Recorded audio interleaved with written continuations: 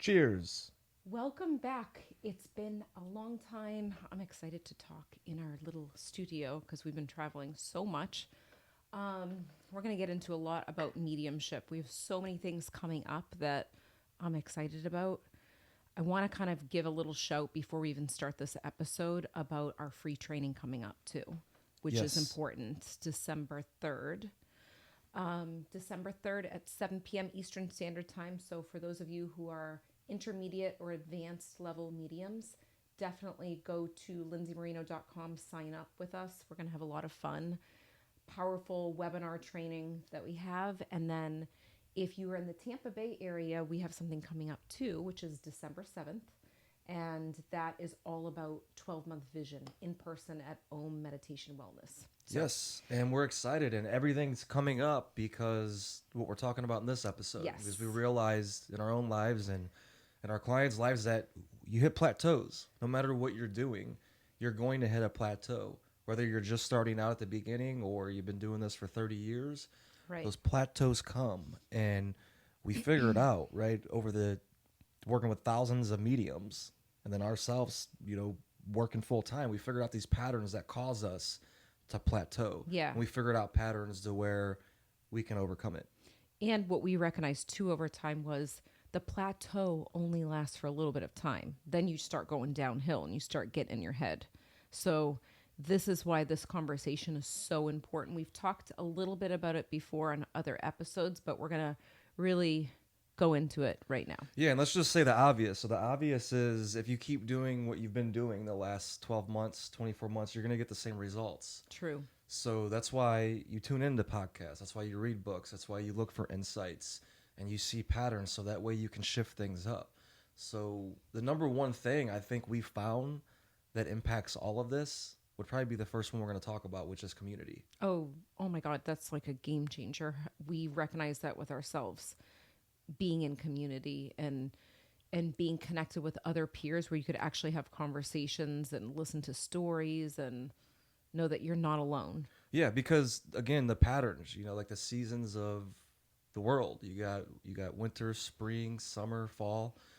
The same patterns play out in human psychology. When I play basketball, I notice patterns in the court. When I do coaching sessions, when we do reading sessions, there's different patterns that show up. And what's valuable is when you're in a community with like-minded people, so mediums, all coming together, it's a place to where when you start talking, the truth comes out Right. and you share your wins. And people are like, "Oh, I have similar wins. That just happened to me last week." You share your pains, and you're like, "Oh, I have that same pain too."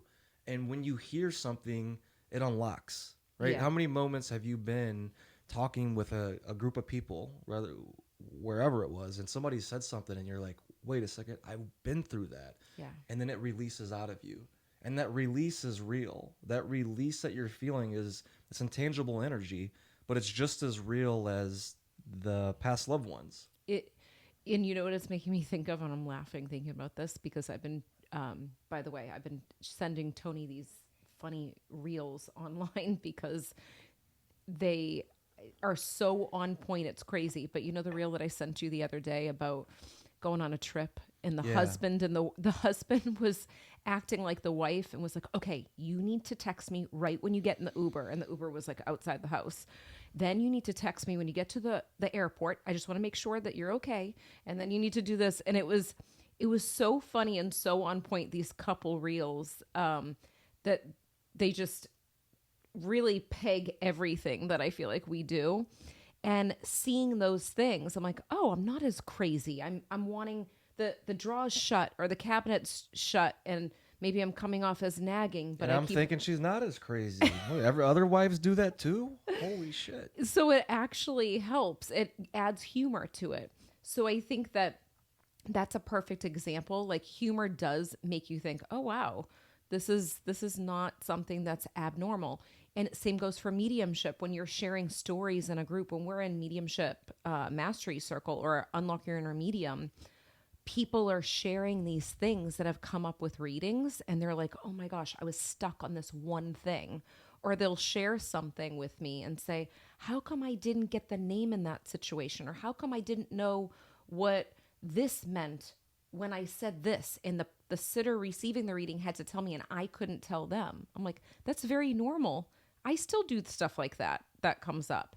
And it's almost like a weight shifts and it's lifted off people's backs when they know that they're not alone. Yeah, and it's laughable because it happens so many times where it blows your mind. It's like, wait, the laws of the universe are that precise to where this is, so it becomes laughable. It's like you have a difficult reading and you describe the sitter, and then the people are like, wait, my sitter was like that. Yeah. And I had a bad reading with her or him. And yeah, it was because the sitter was closed off. It was because the sitter came in, wanting controversy. It's because the sitter came in and they didn't really have an experience of mediumship before, so they were doubting it. And of course, you all know, like, you need two sides to every, when you do a reading, you need the sitter to be just as open as you are, and then Right. it's powerful, and it becomes comical because then you start laughing at that character, right? And then you start to notice that there's several characters that will become your sitters, right? You could list them with like probably 6 different personality types, and most likely 80-90% of the time, one of those 6 will end up becoming your sitter.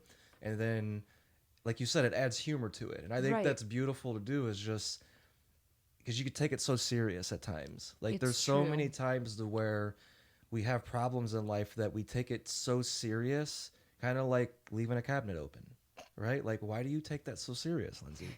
You know what I mean? I don't know. And then we watch a Because video, it happens every second. and Actually, you it's haven't done very it in funny. a while.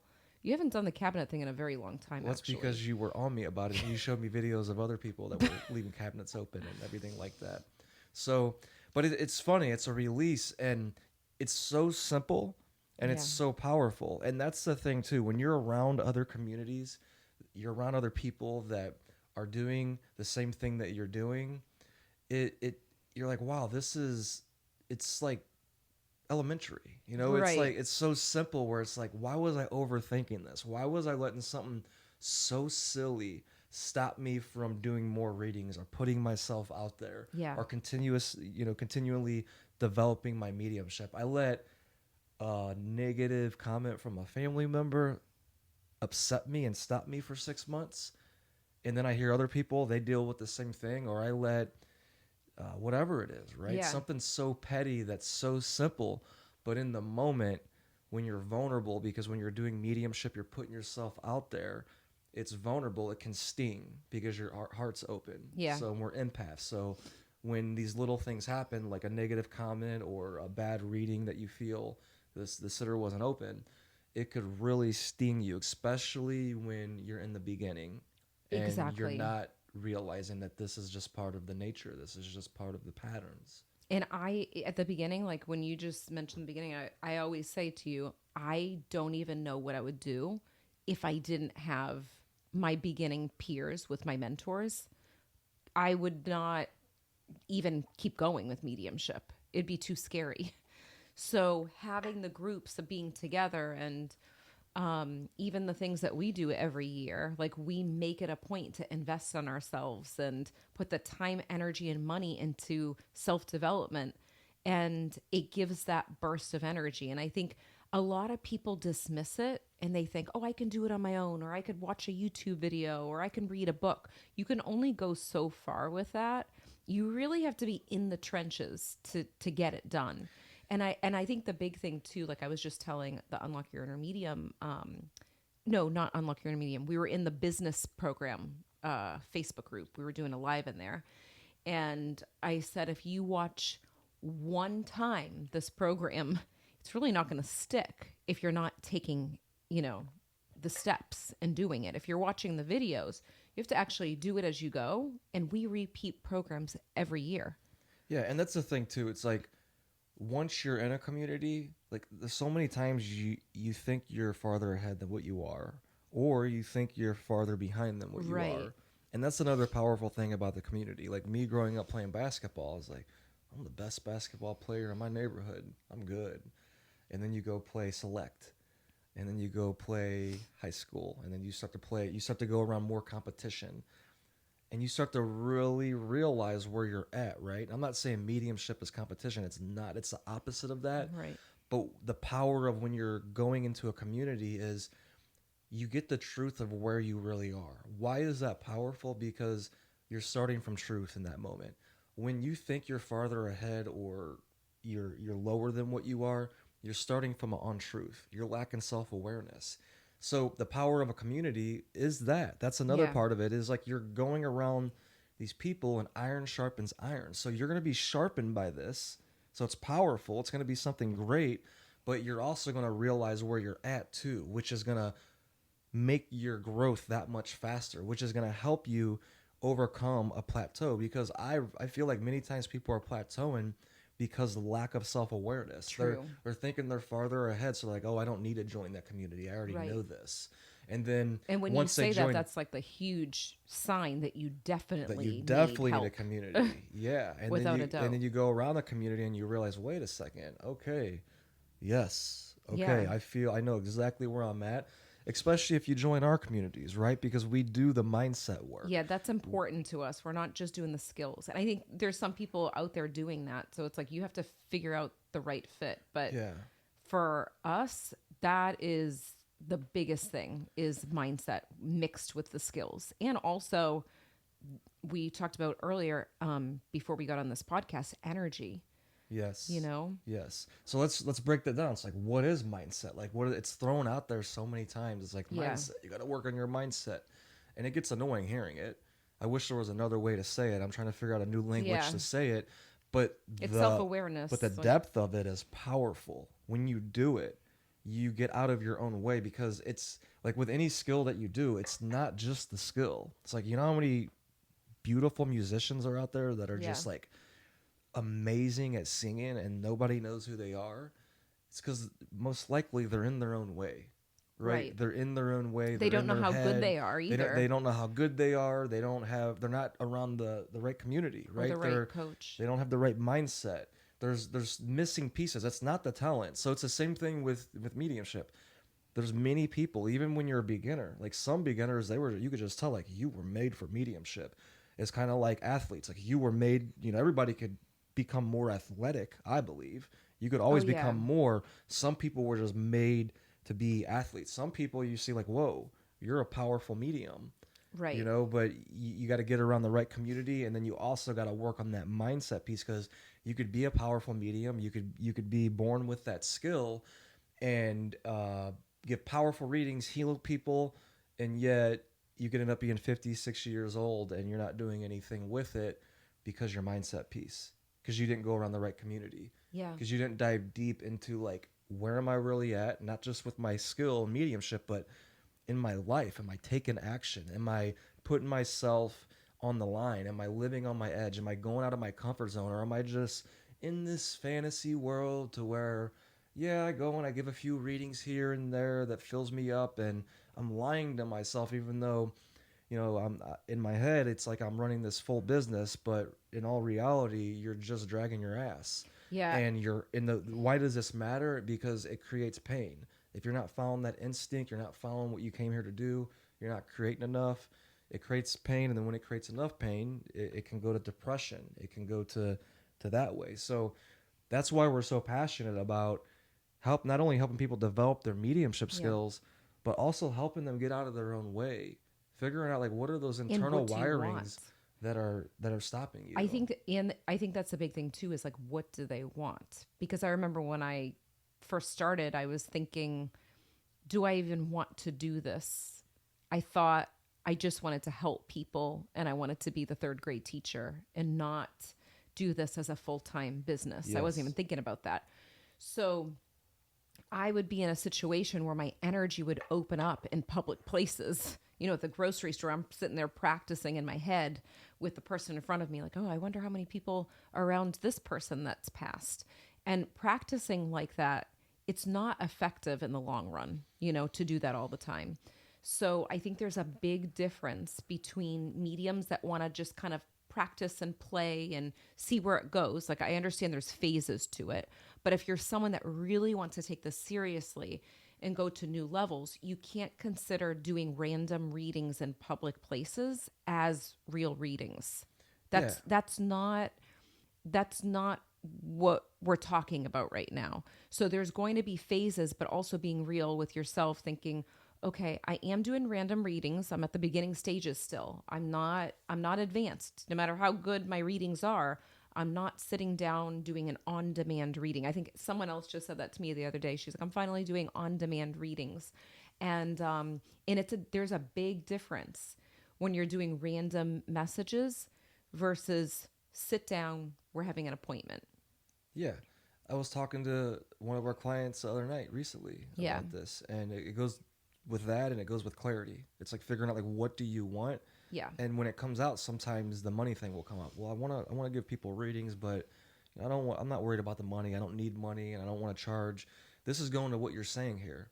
And for a moment, you got to forget about the money. You got to remember, Right. like, all right, what's the end goal? If the end goal is you want to have a powerful sitter on that other side, and you want it to be the most powerful reading, and you want to make sure that you do the most healing you can while you're here, what we realize with the patterns is when people set up a system, whether they're doing 1, 2, 3, 8 readings a week, when they set up that system and they get very intentional about who's going to sit there, well, the law of attraction works. Whatever energy you put out, you Right. start to get that to you. So you start to create these systems. And not only that, when people pay, they pay attention. When people pay, they value it more. How many times have we heard Oh our yeah. clients say, well, I'm charging, for example, $50 for a 50-minute reading. And then they're like, and then I, start charging, $200. And I was amazed at the difference in clients. Like, Right. meaning the sitter was more open. They valued it more. The readings were more powerful. So money's not only just about, systems and money and doing business is not just about making money in this. It's like, wait, It's an energy it's an exchange. energy exchange. And it's like, what do I want my impact to be here? And if you see the nature of things like we just described, we work with thousands of mediums. This happens over and over. It's like, okay, I see the seasons, I see the pattern. So, just like the patterns here on Earth, winter comes, you're not going to start planting seeds in that. You're going to use and leverage that pattern. So, how do we leverage the pattern? Well, if, like you said, you're taking it seriously, you get around the right community, you work on your mindset, you set up this system, you create a business out of it. Right. You get intentional with it. That's It the whole point of this. Yeah, and like you're saying, it's like there's different there's ways you're going to figure it out cuz some people might not know right away that they do want to do that, but the energy exchange that you mentioned, like the value, I noticed a huge difference when I changed my mindset around it because what ends up happening is there's levels to it where you start getting resentful that people are being sent to you when you're not getting paid. So for me, I was like, oh, I'm helping people. I'm practicing my mediumship. I feel so good. And then there got to a point where I was teaching and I was coming home from teaching and I was doing readings. And then I was doing readings in the middle of the night, at different points for people out of the country. And I started to recognize that, wait, I can't, this isn't sustainable. I can't do it like this. So, and then they wanted to refer me people. So more people were coming in. I had I'm putting in quotes like a good problem because more people were sent to me and I was helping more people, but energetically I couldn't sustain it. So that's when you'll know, okay, either I need to increase my prices where I'm getting kind of drained or energetically it's just not feeling aligned or I don't Say love it no. anymore. Say no. You gotta learn to say no more over time. Right. Or just changing the pricing. And your schedule will say no because there won't be any spots once it's filled up and the right people will come. So I think that's a big thing. Yes, that's a huge thing. And the next piece is energy, Oh yeah. right? So we got the community. And when you're in that community, the second piece, the mindset starts to play into that because just being in a community, you start to see these patterns and you can make these connections on your own. Like I said, you join our community, we do coaching, like we do the mindset piece. Yeah. We focus on that. We literally put a lot of energy into that to help you move past that. And then you have your energy. What does energy mean? What we mean by that is it's how are you living in the rest of your life?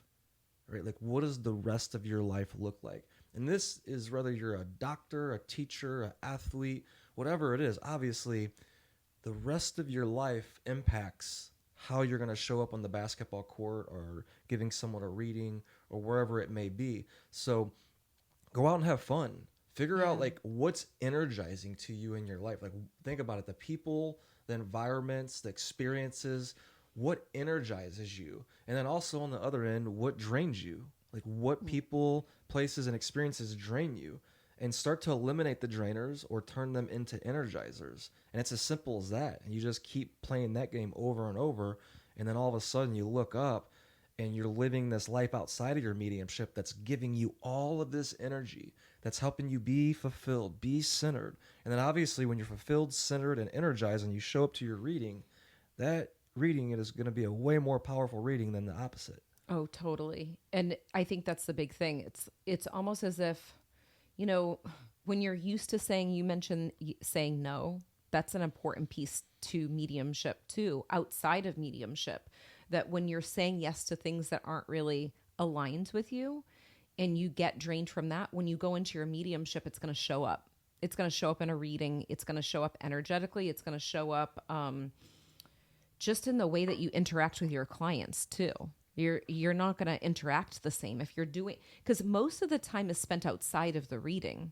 So you want to actually train yourself to be in your power even outside the reading. So when you show up to your reading on a different day or a different hour, you're going to be that same person. Absolutely. I was just listening to Coach Nick Saban. He used to coach Alabama University. And they showed a clip of him in the locker room talking to his people before the season, his team. And he was saying, we don't win the game on Saturday. We win the game on Monday, Tuesday, Wednesday, Thursday, Friday, and the preparation, right? You're spending most of your time. They do one game a week. You know, you do a few readings per week, a handful of readings per week. You're winning those readings by the preparation and by the energy you're bringing into your life before that. Yes, that makes so much sense. And I like that each piece that you could think of, whether it's mediumship or sports or art, it's all the same patterns, just in different topics. And I noticed a big difference. Like the other day, me and my friend, you already know, I already told you about this. We did the improv class. We did a fun improv class. I'm like, that was so much fun. It was on a Sunday, and we're going to do a couple more Sundays where we do improv just for fun. And I was dying laughing. We were dying laughing the whole time because it really was something different and outside the box. And that started off my week, you know, the next day for my readings in an amazing way because I felt fulfilled on the day that I did that. So it doesn't have to be energizing in the way you have to do something spiritual. I'm putting in quotes. Yeah. Like do something that's more human, really. Be more human outside of the readings. Yeah, exactly. Your nervous system needs variety. Yeah. So that's the perfect example when you're doing the improv. You're laughing, right? Like mediumship can be so serious at times, right? Mm-hmm. You're bringing people. You're basically like you're a therapist. You're a therapist. You're a coach. You're a medium, and you're using the past loved ones. That's how I look at it, to help these people move forward, to help these people connect. Some of that could be very fulfilling and positive energy. Others can be darker and, you know, where it's like heavy energy. You're talking about, you know, people that might have lost someone 2 years ago or 3 years ago that really means something to them. So watching comedy movies, going to improv, like giving your nervous system variety to where you're laughing. Right, we joke all day long. Oh, yeah. Like, I'm goofy all day long. I can't help it. You know, sometimes it doesn't show up on the podcast as much. Right. Sometimes it does. But throughout the day, you're with me all day. Oh my God. It shows up. It makes me die laughing. It's you know, you could call it like a survival mechanism for me. It's like, it's me just balancing out my energy, right? It's me unconsciously and consciously knowing my nervous system needs variety, right? Like you look at all of the best comedians of all time. Why are they the best comedians? Why are they so funny and bring so much like positive energy out? It comes from a dark place. So it's that dynamic of variety that's giving them that punch. So we realize too in our life and in our clients' lives that the more that you do things like that and you create that dynamic variety with your nervous system, you got that punch, right? You're not just focused on positive or this or that. Like it's all of life, right? You're not ignoring any of it. Mm-hmm. Yes, totally. So we want to hear from your insights from this episode. Share with us below. Follow us on YouTube, iTunes, and definitely join, if you're a medium, join us for our free training coming up. Yes. Talk to you next time. See you next time. We hope you enjoyed this episode as much as we did. If you liked it, leave a 5-star review on iTunes, and remember, subscribe to our YouTube channel too. If you can think of anyone else that would love this episode, share it with them right now on social media or email. And remember, getting results is a process of learning, applying, and reflecting. Stay consistent and continue to grow every day.